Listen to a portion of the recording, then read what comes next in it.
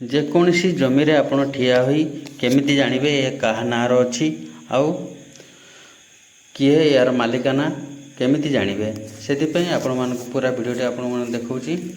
ଏଇଠି ଦେଖ, ମୁଁ ଉଦାହରଣ ସ୍ୱରୂପ ଗୋଟେ ଜାଗାକୁ ପଳେଇ ଆସିଛି ଆପଣଙ୍କୁ ଦେଖାଇବା ପାଇଁ। ଏଠି ଦେଖ, ଧାନ ଅଲରେଡ଼ି ଗଛ ପୋତା ହେଉଛି। ଏଠି ମୁଁ ପଳେଇ ଆସିଛି ଗୋଟେ ହିଡ଼ ଜାଗାକୁ। ମୁଁ ଆରାମସେ ଆସିକି ଠିଆ ହେଇଛି। ଯେହେତୁ ଧାନ ଗଛ ଲାଗିଛି, ଦେଖିପାରୁଥିବେ ଧାନ ଗଛ ଲାଗିଛି। ମୁଁ ଏଇ ଜମିଟାକୁ ଆପଣମାନଙ୍କୁ ଦେଖେଇବି କେମିତି କାହା ନାଁର ବାହାରୁଛି।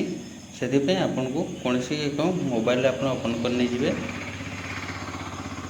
ମୋବାଇଲରେ ଓପନ୍ କରିଲା ପରେ ପ୍ରଥମେ ଆପଣ ୟାର ସଫ୍ଟୱେର୍ ଜାଣିନାହାନ୍ତି। ସେଥିପାଇଁ ଆପଣ ଗୋଟେ ସଫ୍ଟୱେର୍କୁ ଡାଉନଲୋଡ଼ ମାରିବାକୁ ପଡ଼ିବ। ସେଥିପାଇଁ ଆପଣ ଗୁଗଲ ପ୍ଲେ ଷ୍ଟୋରକୁ ପଳାଇବେ। ପ୍ଲେ ଷ୍ଟୋରରୁ ସର୍ଚ୍ଚ ବଟନକୁ ପଳାଇବେ, ଲେଖିବେ KYFL ଓଡ଼ିଶା। ଲେଖିଲା ପରେ ଆପଣମାନଙ୍କୁ ଏକ ପେଜ୍ ଦେଖାଇବ, ଯେଉଁ ସଫ୍ଟୱେର୍ଟା ଦେଖାଇବ ଏହିପରି ଆପଣମାନଙ୍କୁ ଦେଖାଇବ KYFL ଓଡ଼ିଶା। ତାକୁ ଆପଣ ଇନଷ୍ଟଲ୍ କରି ନେଇଯିବେ। ଇନଷ୍ଟଲ୍ କଲା ପରେ 2-4 ସେକେଣ୍ଡ ଆପଣଙ୍କୁ ୱେଟ୍ କରିବାକୁ ପଡ଼ିବ। ତାପରେ ଆପଣଙ୍କୁ ସେଇଟା ଓପନ୍ କରିବାକୁ ପଡ଼ିବ। ଓପନ୍ କଲା ପରେ ଆପଣ ଦେଖିପାରୁଥିବେ କେଉଁ ଜାଗାରେ ଏଇଟା ଠିଆ ହେଇଛି। ଯେଉଁ ଜାଗାରେ ଆପଣମାନଙ୍କୁ ଠିଆ ହେଇଛି, ମୁଁ ଠିଆ ହେଇଛି, ସେ ଜାଗାଟା କାହା ନାଁର ଅଛି ଏବଂ କେତେ ଜମି ଅଛି, ଟୋଟାଲ୍ସ ଆପଣମାନଙ୍କୁ ଡିଟେଲ୍ସ ଜାଣିପାରିବେ।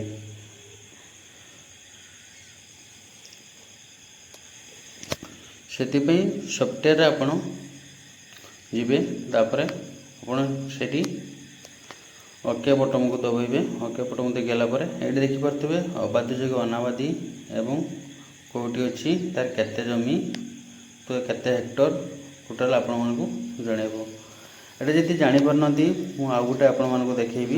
ଜମିଟା ବାହାରିଲା ପୁରା ସଠିକ୍ ହିସାବରେ ଆପଣ ସେଠାକୁ ନେଇକି ଯିବେ। ସଠିକ୍ ଯିବେ। ମୁଁ ଏଇଟା ଜଙ୍ଗଲ ଜମି ବାହାରିଲା, ଜଙ୍ଗଲ ଯୋଗ୍ୟ।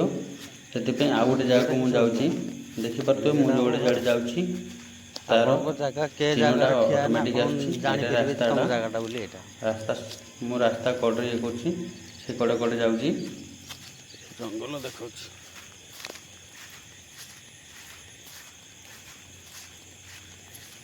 ତାପରେ ଆପଣମାନଙ୍କର ଯେଉଁ ଜମିର ଯେଉଁ ଗୋଟେ ହିଡ଼ ଦିଆହେଇନି କି, ସେଇ ହିଡ଼ ଯେହେତୁ ଜମି ଫସଲ ହେଇଛି, ଜମି ହିଡ଼ରେ ମୁଁ ଯିବାକୁ ଚେଷ୍ଟା କରୁଛି, ଯାଉଛି।